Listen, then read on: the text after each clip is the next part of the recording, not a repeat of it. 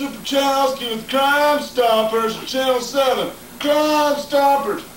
And what our organization does is what we get people together in our community to fight crime in our community. And this is the public service of Channel 7 and Crimestoppers. Now I'm with the New England Police Department, Officer Pachowsky, and I'm having to do this because I shot a guy. But that's not important. Anyway, what we have today is we went to the scene of a crime where this guy, he robbed his house, and this guy's still in there, and he went in there and he robbed his house, and we're going to show you everything that he took. Now, remind you, our number is 555-NUGS, and you'll see the number we'll show it at the end of the broadcast. But when you call our number and you know the guy that did it, what you do is you leave your name, your number, your social security number, your address, and your hobbies. And what we'll do is we'll contact you later, and you'll get a free balloon and with Crimestoppers on it, and you get a $5 Hardee's coupon. You can buy anything you want because it's good stuff. Okay. Okay. What we're going to do right now is we're going to go to the crime scene of the criminal that did it, and you're going to be there. Okay, this is the scene of the crime. This is where it happened at. Alright, what happened is you get this burglar who comes over here and he's looking through the window. And what he does is he tries to open the window, but what happened is he could not fit through the window. His body was just not launched through the window. And he just happened to notice that the door was open. Some idiot went and left the door open so he could get through. The burglar stuck through the door and was looking at himself in the reflection because he saw a bullet in his nose. And then when he did, he turned around and saw that the owner of the house was still there. So then he dives on the floor and just happened to have a thing of masking tape there so he could tie his victim up so his victim could not corrupt him in any way possible at the present time. So then what he does is he walks over there and he duct tapes his victim. Well, actually it's masking tape. He masking tapes his victim to the chair so his victim cannot get up out of the chair. And his victim is asleep the whole time, and that's why the victim has no clue what the criminal looked like at the time. You get it!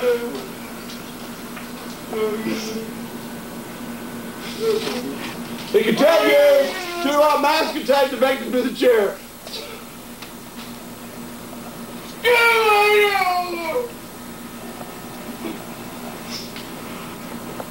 He's now looking through the pictures that the victim had, just laying on his chest, didn't take any money, but he looked at the picture on his chest. Now the criminal started approaching the north wall. Okay, he then approaches the north wall again after he's already approached it once. Okay, then he goes and he approaches it and he finds a magazine rack just sitting there with magazines and phone book. He takes the Red Book magazine, leaves the Good Housekeeping. Personally, I take the Good Housekeeping because, you know, that's good articles stuff. So then what he does, he leaves all the books, studs around. And then what he does, he goes to the stereo and turns down the volume. And then he turns the treble all the way up. I hate it when that happens. And then what he does is he walks over to the books sitting right by the stereo and he knocks the books down. This is funny part. He knocks the books down so it'll be like to pick them up next time. And so, you know, it'll be funny. Okay, then what he does is he looks at the marker and he opens the marker and he starts to write. What is he writing? Well, what he ended up writing was eat crap and die. Okay? And this is a note to the victim who's still sleeping over on the thing. He's all tied up at the moment. He has no clue what's going on. Okay? Okay, he's still out. Alright, so then what he does is he walks over to the copier machine, which has 30 tricks. And then he gets badly, you know, kind of messed up. And then he goes to the copier, still can't get up. There's a big rolling pole and he keeps tripping over it. So then he goes to the copy machine, which is worth about anywhere from $2,000 to $3,000, and takes his pull thread sitting on top. This is a strange burglar, ladies and gentlemen. I have no clue. Remember 555-NUGS if you recognize this burglar. Then what he does is he goes through the desk of papers and looks through everything and finds a computer. But at the computer, he takes a ruler sitting on the keyboard. You know, this computer's around $4,000. This is your basically good computer. Okay? Anyway, he sticks that in the bag, and then he goes to the keyboard, and it's a little like word processor. He takes the big foam brush with dust all over it, scrapes his butt with it a little bit, and then what he does, he sticks it in the bag. Okay, now as he approaches the north wall, again, he starts to approach the north wall, okay, and, okay, then as he approaches the north wall, he opens the refrigerator and notices a sweet roll. Ooh, he likes that kind. So he takes a sweet roll, takes his bag, he notices an already opened Coke. It's mostly already drank, and takes that too.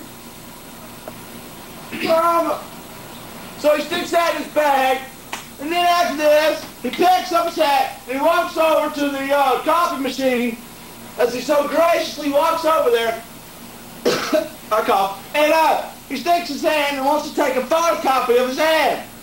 Now this is what baffles us detectives, because we don't understand why he goes and does this. There's no reason for him to do this, but he goes and does it anyway. As the victim quietly sleeps, he copies a picture of his hand.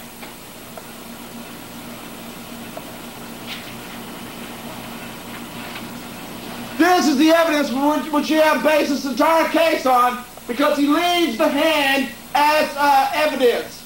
And we will expound on that later. Now, as he approaches the north wall again, he approaches the other side of the room. What he does here also baffles us. He takes a medicated skin cream, it's number 40 for a person interested, right by the $400 cellular phone machine. So what he does is he sticks the cellular cream in his hand, and I don't know why I did that, but he starts to approach the restroom. He then proceeds to shave his face. Oh, he just shaved bad. While he is in the restroom. After he's already peed and used the restroom, he continues to do this in his extremity. As he is now finished shaving, he begins to approach the south side of the wall, which has already been reported as not the north or east, but the south side. Get off my bag. Okay. Now, as the burglar approaches the pool side of the table room, he notices a small bridge placed by the pool rack accessories and decides to stick that in his bag, leaving all the pool sticks and the triangle. He then approaches.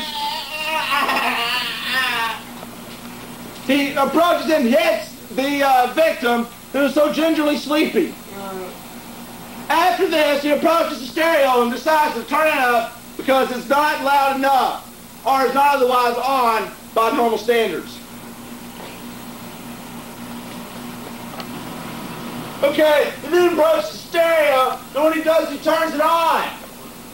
Okay, he turns it on his favorite kind of music, which he finds in the victim's music. So he starts dancing. I didn't even notice while the victim is asleep. And what he does is starts dancing, he trips over the victim.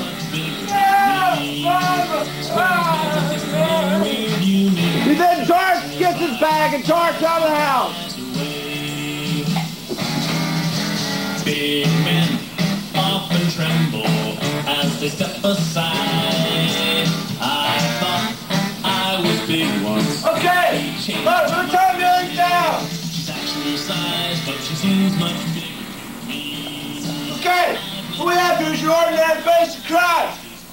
We had a victim that was victimized, by a criminal.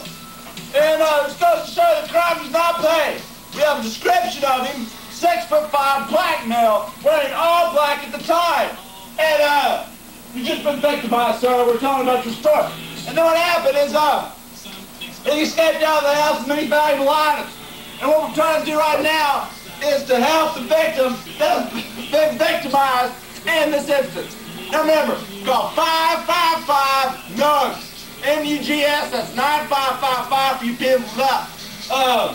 Alphabet numbers on your answer machine. Mama? And call and leave your name, your number, your address, your phone number, and everything on the phone. And you'll get a free Crimestoppers balloon, and you'll get a $5 coupon, get any Hardee's.